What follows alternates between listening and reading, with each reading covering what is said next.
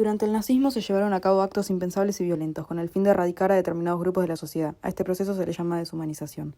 El proceso de deshumanización comenzó mucho antes de los campos de concentración. Desde la llegada de Hitler al poder en 1933, la propaganda nazi presentó a los judíos como seres inferiores y peligrosos para la sociedad alemana.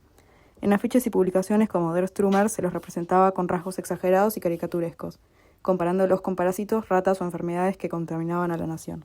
También se difundía la idea de que los judíos eran responsables de la crisis económica y de los problemas de Alemania. Al dejar de verlos como personas y presentarlos como una amenaza, se buscaba justificar su exclusión de la sociedad. Esta fue la primera etapa de la deshumanización. La deshumanización avanzó cuando la discriminación se transformó en ley. En 1935, las leyes de Nuremberg quitaron a los judíos derechos fundamentales, como lo era la ciudadanía alemana. Por ejemplo, ya no podían votar, ocupar cargos públicos, ni casarse con personas consideradas de sangre alemana. Estas leyes establecieron que los judíos no pertenecían a la comunidad nacional y los convirtieron legalmente en ciudadanos de segunda categoría. De esta manera, el Estado reforzó la idea de que eran diferentes y menos valiosos que el resto de la población. La persecución se volvió cada vez más violenta. Durante la Noche de los Cristales Rotos, el 9 de noviembre de 1938, sinagogas, viviendas y comercios judíos fueron destruidos por grupos nazis y civiles. El hecho de que estas agresiones ocurrieran públicamente con apoyo estatal demuestra que muchos alemanes ya no veían a los judíos como vecinos con los mismos derechos, sino como enemigos a los que se los podía atacar impunemente. La violencia física fue una consecuencia directa de la deshumanización previa. El sobreviviente Shimon Banai recordó: todo estaba en ruinas, estaban matando judíos, quemando casas y saqueando. También describió cómo se quemaban textos sagrados y se golpeaba a personas en las calles.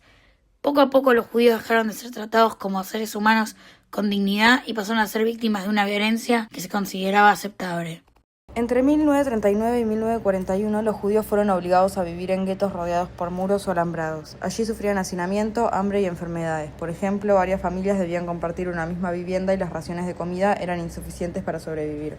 El aislamiento físico también tenía un objetivo simbólico: separar a los judíos del resto de la sociedad y reforzar la idea de que no pertenecían a ella. La deshumanización ya no era solo legal o cultural, sino también espacial. Esto ocurría en todos lados durante el régimen, pero ningún alemán lo cuestionó. Con el avance de la guerra, millones de personas fueron trasladadas a campos de concentración y exterminio. Allí se les quitaban sus pertenencias, su nombre y gran parte de su identidad. Se buscaba igualarlos, raparlos, uniformarlos. Todo esto para quitarles lo poco que les quedaba de humanidad. En muchos casos eran identificados únicamente por número. Eran sometidos a trabajos forzados, hambre y castigos constantes.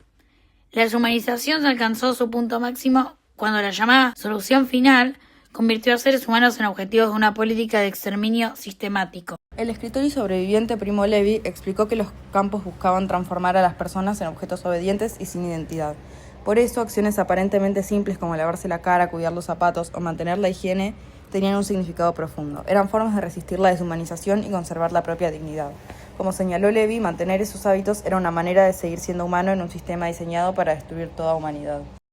En conclusión, todo lo analizado muestra cómo durante el nazismo se usaron distintos métodos como la propaganda, el aislamiento tanto social como espacial y las leyes para deshumanizar a un sector particular de la sociedad, en este caso a los judíos. Es gracias a esas imágenes y testimonios que se puede evidenciar lo ocurrido y cómo la sociedad en su momento no lo dimensionó o no lo quiso ver, pero hoy en día se puede juzgar a través de la historia.